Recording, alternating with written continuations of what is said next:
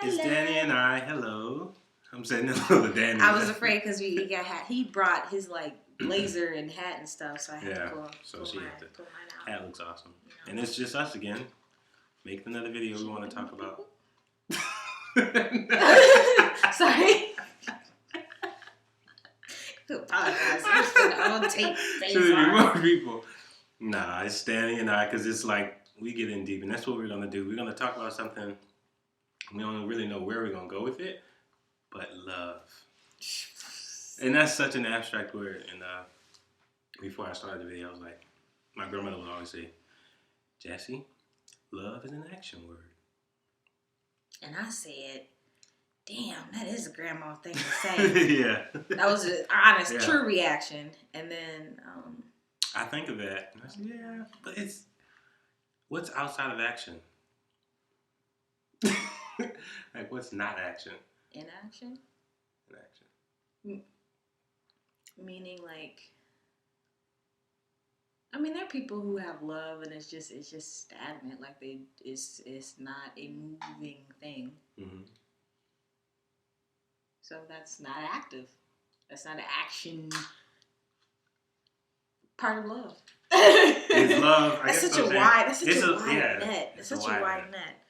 Because what is not action? And your grandmother's love was different. Yeah, it was. I would say. It's different in that I perceive it differently. I don't perceive it. Well, how do you perceive it? What's I don't different? perceive love is not, I see it like it's pure. It's not attached to the other sides of love. People talk about... what's love? Yeah, what is it? That's the thing. Like, what is it? What is it? You can say everything and not really say nothing, because... So I'm saying when my grandmother would say love is an action word, I'm like, but what if it's not action? What if it's something, what if it's just presence? But presence, I guess everything is action. I don't know. Presence is an action. That's yeah. Just think about, no, for real. Isn't presence to actually be completely present and actively... Presence is just being actively engaged in everything that's going on around you, right? Honestly, that's presence. That it's not a tiring action like a sport, but it's very much an active it's very much thing. It's motion. Yeah. So presence, and people aren't present. People aren't present for themselves. Yeah, so you're right. Okay. They should not be present for somebody else who ain't present and who's inactive. So. No, that's what I'm going for. Okay, love is an action word. Yeah. But what is it at the same? It's a friend of mine said, he had his finger up and everything. He's like, love is a choice. He did. Just like that? Yeah, just like that. He was really teaching. Actually, he was more like this because, he's older. So he's like, love is a choice. Don't let anybody tell you different. It's something that you decide to do when you wake up in the morning to choose to love this person, because love ain't loyal. Love ain't loyal. Love ain't loyal. That's... Love. Yeah. That's what... I said love ain't loyal. Okay. Love is loyal to itself, I feel like. And... Love is loyal to itself. To itself, yeah. Because it's just... I don't know. Love is... That's what is it? What you is it? Yeah. I can't. And there's not. I'm not. This video isn't aimed at bringing what it is, but it seems like it's everything. I remember Jack White was one of my favorite musicians. He talked about how everything has. It's a song called "Love Interruption," and the song's premise is just to announce how, even if by hating someone, you're still acting out of love, even if it's of your own. Love is everything. It's the good, it's the bad. And he broke it down so wealthily. I wish I could insert that in, but it was amazing how he broke that down. Just kind of how love is everything. It's even if you do something unwillingly, that's how you're acting out of love for yourself or acting out of love for other people. I'm not sure if I'm making any sense, am I? Well, he's speaking for someone else, so I mean. Okay. I think there's the love or the absence of it. Hate feels very differently, even like energetically than in like the actual effect it may have than love. I don't love the feeling of it, and the purpose isn't to hurt. Right. You know that I think that's when it becomes a human thing versus just it's. A lot of people say love is painful though. They say love is like it hurts and like don't fall. You know, there are people telling people not to fall in love because of the pain that they've endured with maybe their perception of it or whatever. That's why it's so powerful. It's like there's all these other perceptions of love itself.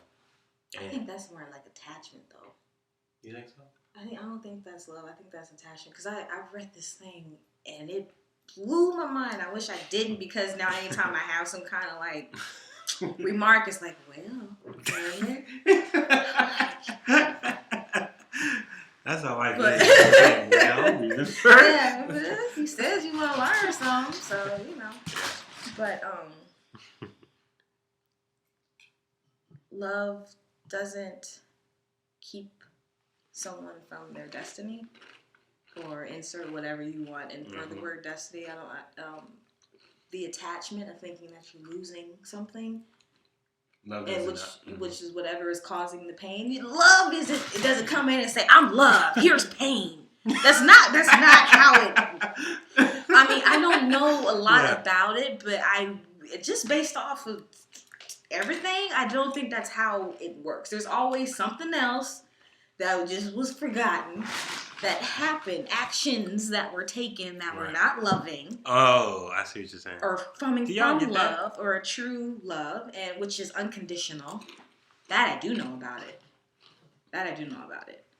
Love is unconditional. The actual feeling of it, not like the how it's acted out, but like the core, how it starts, because all of it starts inside. Mm-hmm.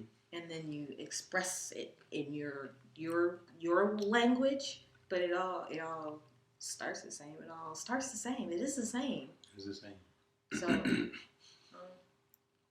yeah, like she said, love doesn't come and say, "Here's love," or "I'm love," and "Here's pain." You were in love. Yeah. Okay. I believe, yeah. I've personally, individually, have been experiencing that conversation of love more recently, and it's with someone who I was with, and I don't know, it's like I'm starting to question and just see, hey, love is like a scapegoat. Yeah. Is it a scapegoat in terms of it not being what? Kind of like, okay, this is what's going through my mind to explain it, so this is where I'm you know the Jamie Foxx song was like, blame it on the goose. Blame it on the goose. I got you feeling. Well, you can just put like love in the term of goose, and that's how people feel about it. It's like, blame it on love, homie. I had nothing to do with it. You know, all this drama that's coming along, it's love's fault. I you know. So, is that?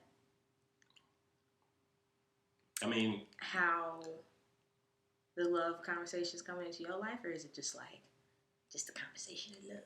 It's not like the blaming thing, like, oh, here's love, I'm falling. It's more like a distinct.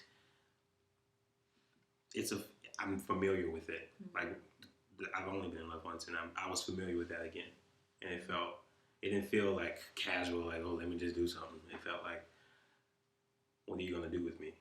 Because it was there, and I knew I had to do something with it. So that's what I've been. Like an action. Yeah, it's an action. Yeah. Go, Grandma! Dang! Yeah. But we talked about this a while back. And Danny, I asked her, have you ever been in love? And she told me she didn't. And that's what made me really want to talk about it. Because I don't know why I thought she was in love. Like, I don't know what made me think that. But she said, what did you say? I have never been in love. She's never been in love. With a single object of my intense affection. Yeah. in the romantic, when people say, and what we mean is like, yeah, I in love in a not romantic, in a universal way. Got that all there. I think that's how most people, where that assumption comes from, because yeah, but no, I haven't. I've loved others. I've had, excursions and shit stuff like that. But no, I never been in love. I haven't found one that has made it a difficult choice to not be. It's always been like, okay, yeah, no, you don't know when it comes. Mine is more fun. Yeah. No, I like that. That's true. Say that. Go elaborate on that. I don't like to say it because it sounds so mean. It sounds that, but to me, it's like I enjoy my own company. Like I be having a good time. Yeah. Just even when this is just a blank, it's just white wall. It's all the same, right? And so I have not found anyone yet or we just whatever, that consistently is more better company than my mind. Basically, that's what I was. But most people, I guess, are not so much familiar or accepting of their space, their own space. Mm-hmm. So they feel like they need to bring someone in. But when I think, if you feel like that, you need to get more familiar with your own space. Start to develop in you, so that when someone else comes, like you said, it's like you're not as more interesting as I am. Mm-hmm. So why? Well, it's just it's just knowing what doesn't work for me, and being past the point where I want to. Let's just try it anyway. Let's just see. It's like, you can just see with yourself. You good. Just wait for something. You good. Go make something. Go create something. I place a lot of value on words. Mm-hmm. And so it makes me weary when people... It makes me weary when things like love are thrown around so quickly. And because you hold high value. I hold high value to it, and I don't enjoy wasting my time if I know something about that just not gonna work for me, and I don't like wasting the person's time because I don't come at it from the stance of attachment. Like you are going to be mine, and we are going to be wrapped up in each other so much, and just like the whole you and me against the whole world. That's not. I don't think that's healthy for me. Mm-hmm. To make someone my whole world. It's so true. I don't think we examine how much we put into that. Like that's saying. Because let's just say you decide to be yourself and live your life, and an opportunity comes, and like I can't do anything now because you're gone.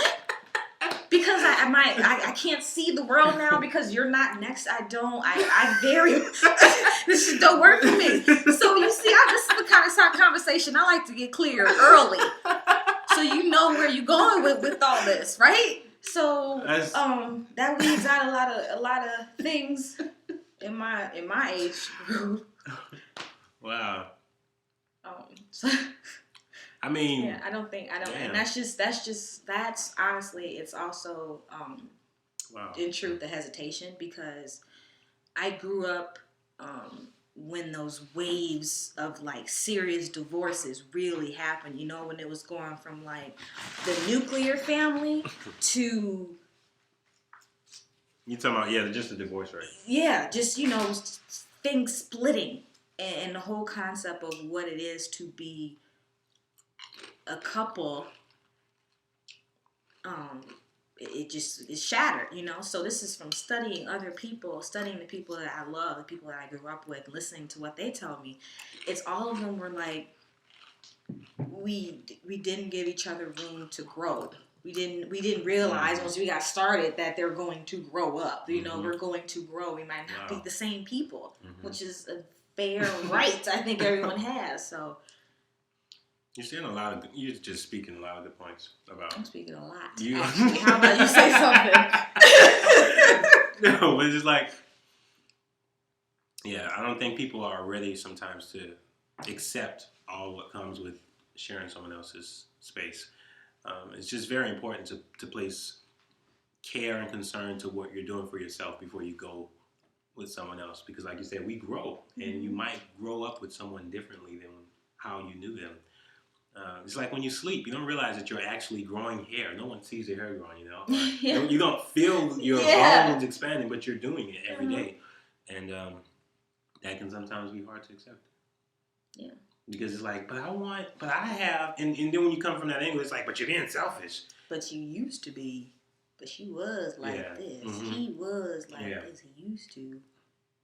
It's like, you're not being present. Mm-hmm. You're not being present. You're not taking present action. And what you doing?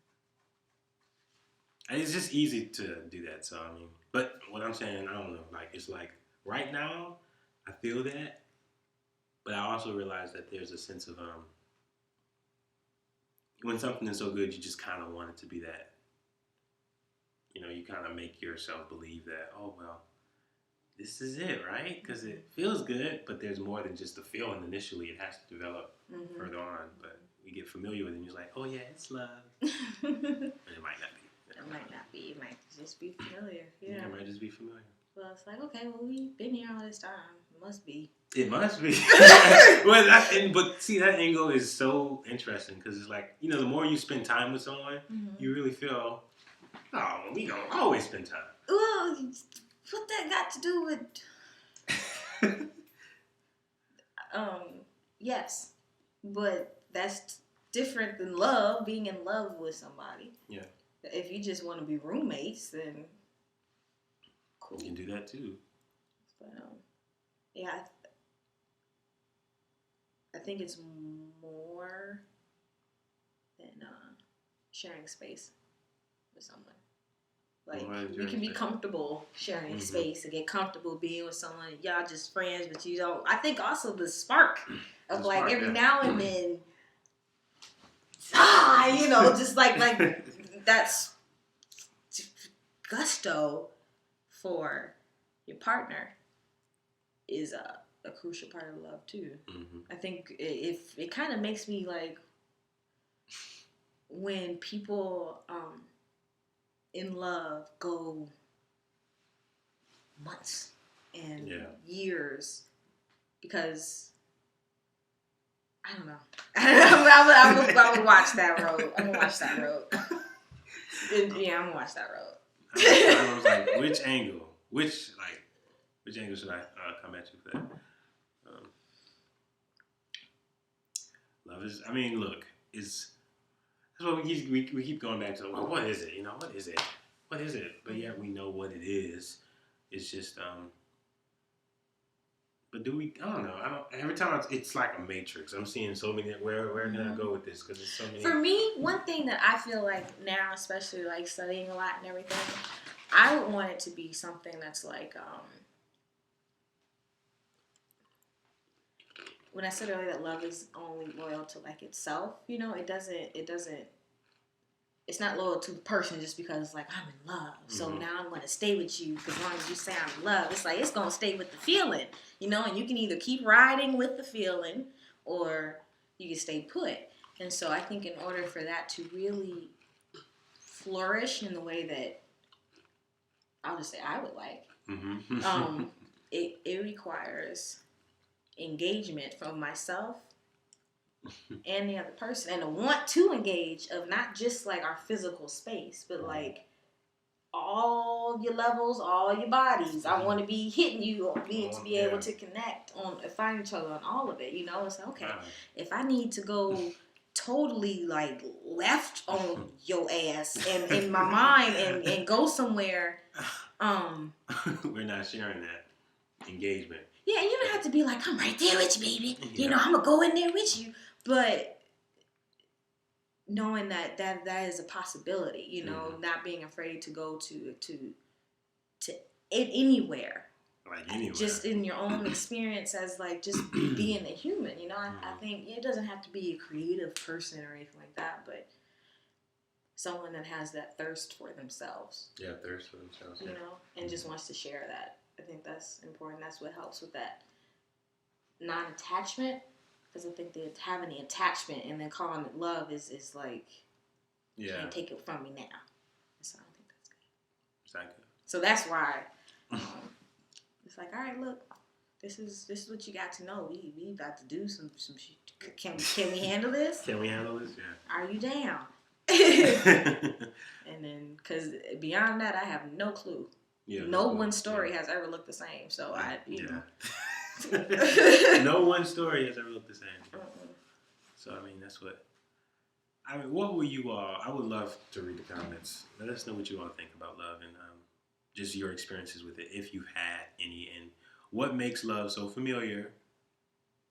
I would be curious to know, because I feel like I am fully in love in a universal kind of way. Oh, okay. Right? So even though I may not be like fixated on like a single person, I feel like it's the same, for just any being. Mm-hmm. So, but some people are like, well, the love that you have for your partner is a lot different than the love that you have, or lesser, or more, or stronger, or whatever, than the love that you, like, I may have for this dude, right? Or. So you opposing that? I'm opposing it. Okay. Because I grew up with that understanding of it, and now I'm starting to oppose it too. But I grew up with understanding it was like, oh well, you love your mom differently from how you love. Yeah. And so. Yeah. And it sounds okay because we don't always think, but we tend to think the physical. Mm-hmm. Like, wow, never physically. Exactly. It's always the physical expression of it. It's like, yeah, but the feeling. Yeah, but it's not. Yeah, it's not just the physical expression of how I love my mom versus how I love my partner. It's the feeling, like you just said. It's not just the physical. Like, why do we engage so far on the physical?